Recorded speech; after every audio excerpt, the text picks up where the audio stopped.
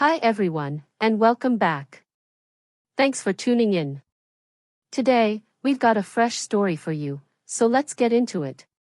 My name is George, and when my wife filed for divorce right after I inherited my late mother's wealth, she must have thought she was playing her cards right. I never imagined the woman I had built my life around would betray me at my lowest. She believed she'd walk away with half of everything my mother left me. But she was wrong, and she was about to learn just how wrong. I met Michelle 9 years ago.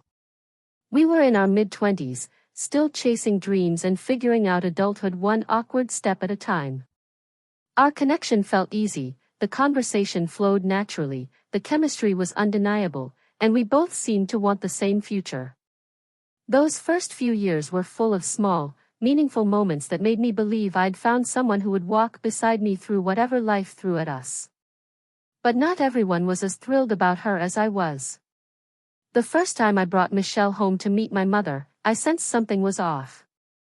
My mom wasn't rude, she was polite, warm on the surface, but once Michelle left, she sat me down and said something that stuck with me ever since.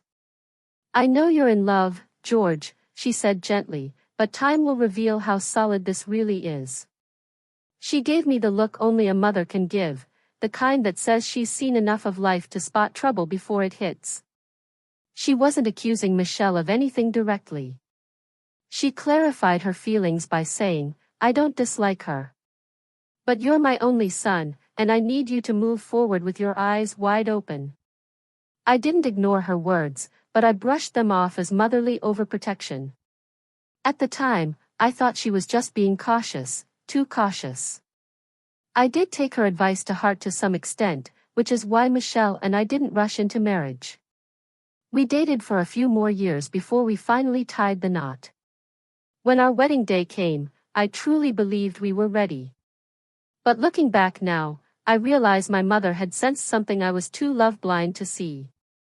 Even after we married, the dynamic between Michelle and my mother stayed the same, distant but civil. There were no fights or harsh words, just this constant, cold space between them.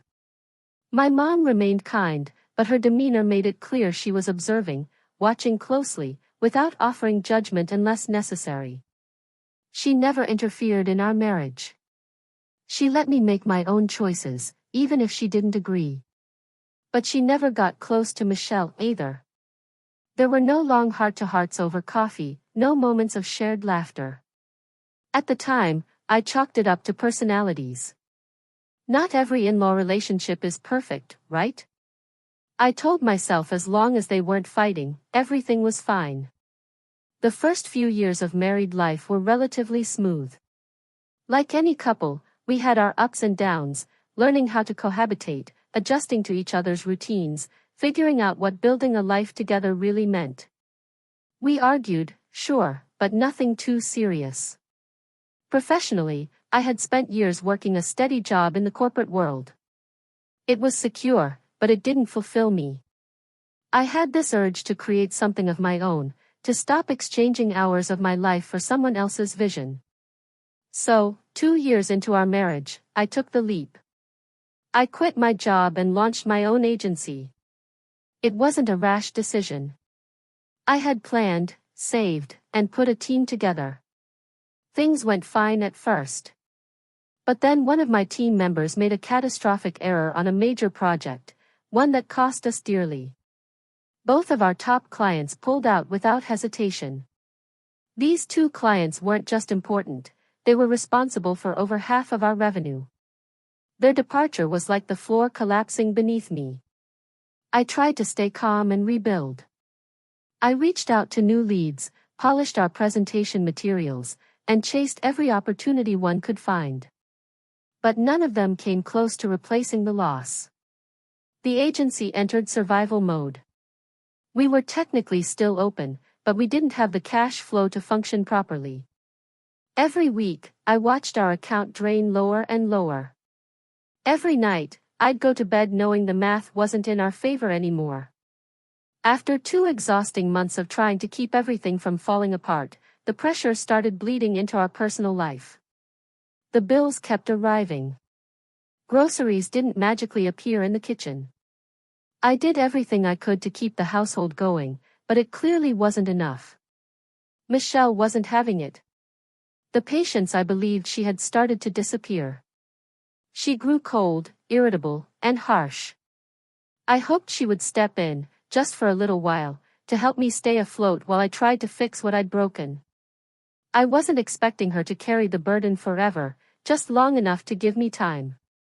But instead of standing beside me, she met me with conflict every single day. On the rare occasions she did help financially, she made sure I never forgot it.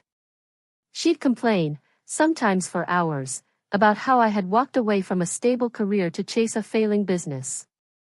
And to be fair, I understood her frustration. But what cut the deepest was how quickly she made it feel like this wasn't her problem too. Like I had dragged her into a pit just to watch her drown in it with me. Money wasn't the only issue.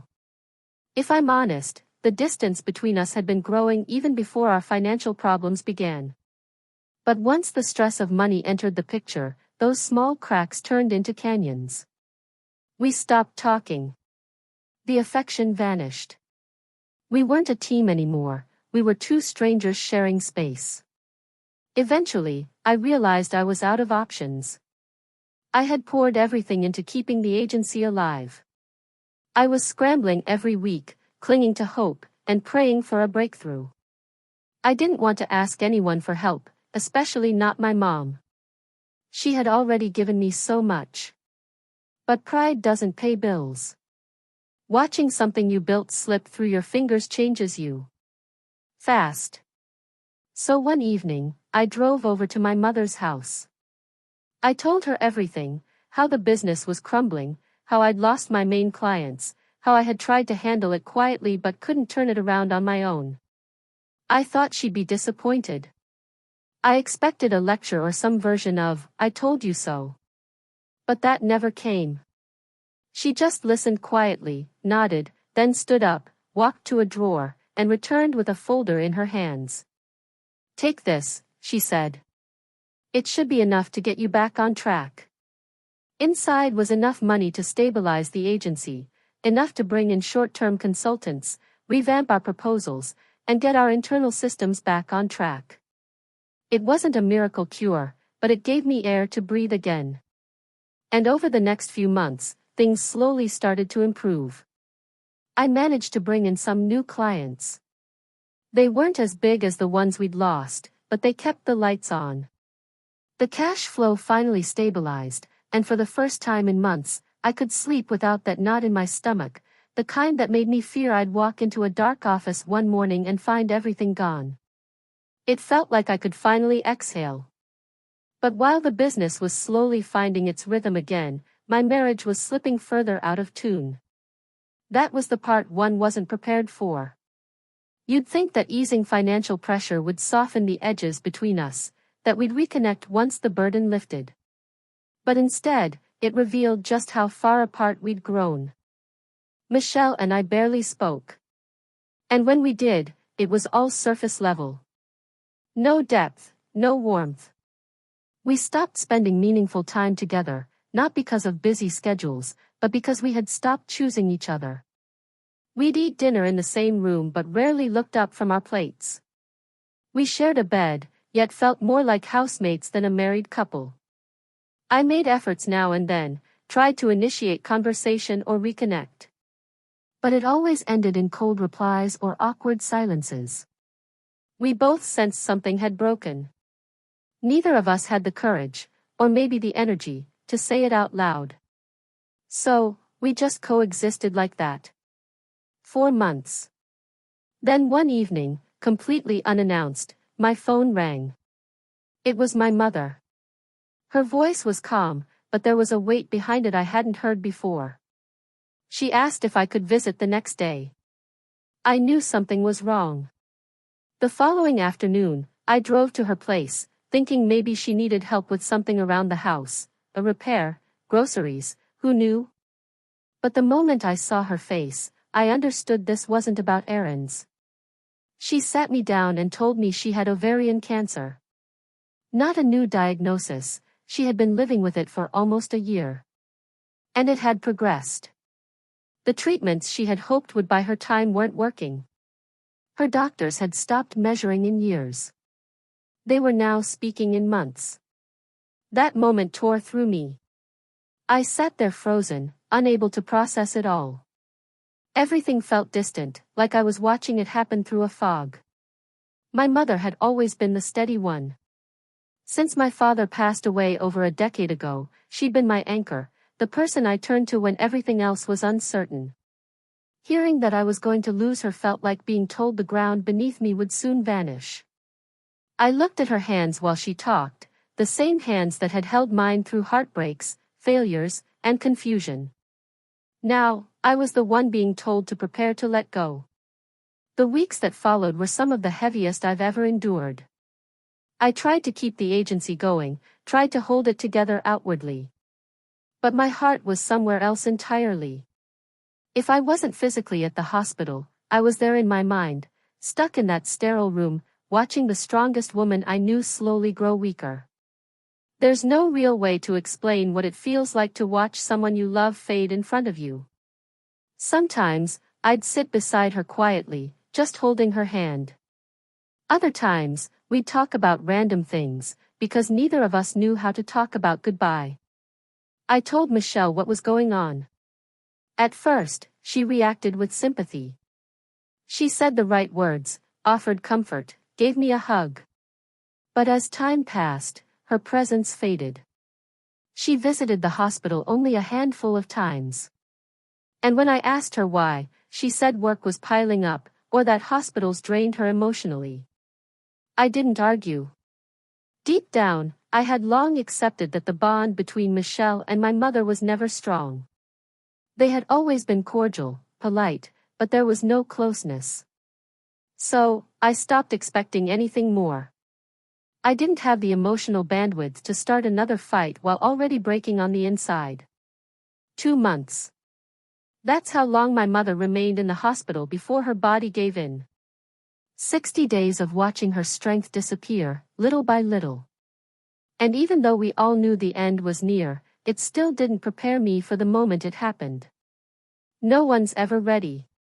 Before she passed, my mother made one thing very clear: she didn't want a big service or attention. No speeches. No long ceremonies. She wanted a quiet burial, as simple as possible. So, that's what I gave her. The day after she passed, I arranged everything. I handled the paperwork, met with the funeral home, and ensured every detail matched her wishes. I remember standing by her grave as the pastor spoke, my mind repeating just one question. How do you go on living when the person who taught you how to survive is no longer here? That was the beginning of a dark chapter for me. A time I believed I would face with my wife at my side. But it turns out, Michelle had a different plan. Exactly 1 week after my mother's funeral, I received a call that caught me completely off guard. It was from a lawyer, not mine, not Michelle's, but hers. He asked if I could come by the office when I had time. I scheduled a meeting for the following afternoon. Walking into that office felt surreal. My grief was still raw. I hadn't even adjusted to the fact that I could no longer call my mother just to hear her voice. I assumed this was about her estate, maybe some paperwork, settling her accounts, covering final expenses. But that wasn't it. The lawyer pulled out a thick folder and began explaining. Before her condition worsened, my mother had quietly reorganized her finances. She hadn't just left behind an inheritance, she'd placed all her assets into a trust. At first, I didn't fully grasp what that meant. So he broke it down for me. A trust is like a secure container where a person stores their assets, but access is restricted. Only specific individuals can open it, and only under strict conditions. I was the sole beneficiary. No one else was listed. Everything she owned, her savings, investments, property, was in that trust. But I couldn't just take the money and run. My mother had set up clear conditions, and the most important one was this: I would not receive full access to the trust until a 3-year stability period had passed. What did that mean? For 3 years after her passing, I had to maintain a steady, drama-free life. No lawsuits. No major financial mishaps. Most critically, no divorce. If I were to separate from my wife during that period, or even be in the process of divorcing, Michelle would be legally barred from ever accessing a cent of the trust. No court could override it. No lawyer could negotiate around it. It was airtight. Michelle would get nothing, not directly, not indirectly, not even through me. The money would remain untouched by any spousal claims. I sat in that office holding the folder, stunned. My initial reaction was confusion. Why had my mother gone to such great lengths? Did she not trust Michelle? Did she not trust me? Was this an act of caution, or had she seen something I refused to see? But the truth is, my mother had always been a private, thoughtful planner. She never flaunted her wealth. She never even told me what she was worth. She simply lived quietly, and apparently, she prepared in silence, too. I didn't question her reasoning. Not anymore. Deep down, I knew she only wanted one thing, for me to be protected, even after she was gone. I left the lawyer's office that day in a daze, still grieving, still trying to understand what this all meant, and unaware that everything was about to change. I told Michelle that I'd met with the lawyer and that my mother had left me an inheritance. But I left out the part about the trust. I didn't mention the conditions or the waiting period. At the time, I didn't think it was necessary, and honestly, I didn't believe it would matter. When I brought it up, she barely looked up from her phone. All she said was, "Your mom was always so organized." Maybe she was trying not to sound greedy. Maybe she didn't know what to say. But now I know better. Her response wasn't indifference, it was calculation. 2 weeks after I told her about the inheritance, I got served. It was a normal day at the office. I was knee-deep in reports when a man walked in and asked for me by name. He handed me a sealed envelope and said 4 words I'll never forget. "You've been served." I opened it, and my stomach dropped. Divorce papers. The reason listed? Irreconcilable differences. I sat there in disbelief. Sure, things between us hadn't been perfect. We hadn't connected in a while. Our conversations had grown shallow, and the warmth had disappeared. But we hadn't fought. There were no red flags. No warning. No, we need to talk. Just a legal notice on a regular weekday. That night, I came home and went straight to her. "Why?" I asked. "Why would you file for divorce without even trying to talk about it?" She didn't blink. She didn't raise her voice. She just said, "We've grown apart. Let's handle this like adults." Then she walked away, calm, detached, like she'd rehearsed this for weeks. I stood there stunned, looking at a woman I no longer recognized. From there, the divorce dragged on for months. Slow. Exhausting. It felt like trying to walk through a hurricane with no end in sight. During mediation, Michelle came in ready for war. Her lawyer was confident, even smug. He demanded 50%, half of everything, including future assets. That was the key phrase, future assets. She thought the inheritance was part of that. I hadn't told her the specifics of how the trust worked. I didn't think I needed to. I hadn't even touched the money. It was still locked away, untouched, exactly as my mother had arranged. What Michelle didn't know, and what her lawyer clearly hadn't taken the time to investigate, was that my mother had built ironclad protections around that inheritance.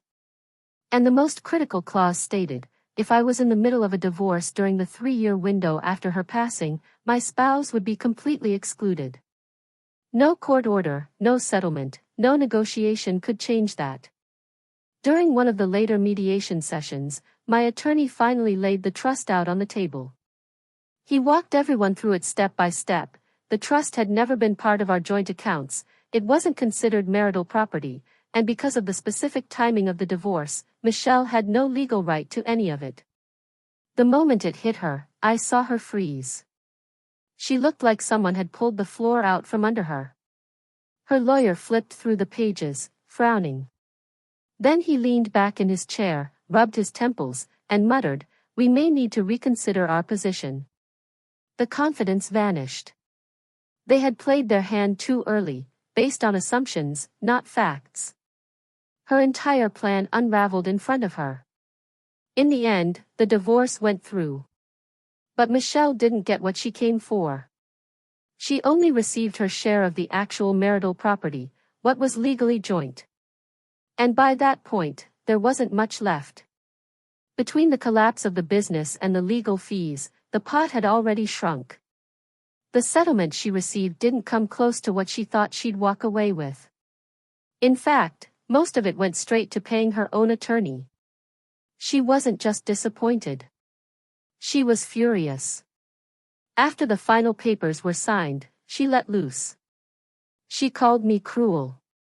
Selfish. Accused me of conspiring with my mother to cheat her out of everything. And I won't lie, I didn't hold back either. I looked her in the eye and said, when I first sat down with the lawyer and heard about the trust, I thought my mom had gone too far. I thought she was being paranoid. But now I see it clearly. She knew exactly what you were capable of, and she protected me from it. That was the last real conversation we ever had. The divorce was finalized almost a year after she filed. She moved on. I moved forward. But the story didn't quite end there. A few months later, out of nowhere, she reached out. It was a message, simple and blunt. She admitted she was drowning in debt. That things had spiraled. She said she didn't know who else to turn to. She felt stuck. And for a brief second, I felt something stir, a memory, maybe. The part of me that once would have done anything for her. The part that still remembered the better times. But I didn't act on it. I took a breath and replied, "I'm sorry you're going through this, Michelle. But I can't help you. I truly wish you well." That was it. Because here's the truth. When someone shows you who they really are at your lowest point, you believe them. And when they try to profit from your pain, you don't give them another shot to do it again. That was the last time we spoke. Looking back now, I'm thankful, not just for the trust my mother left me financially, but for the trust she had in her instincts. For the foresight. For the protection I didn't know I needed. Yes, it hurt. I won't pretend it didn't. I lost my mother and my marriage within the same season. That kind of heartbreak doesn't just sting, it reshapes you. But it also wakes you up. Thanks for listening.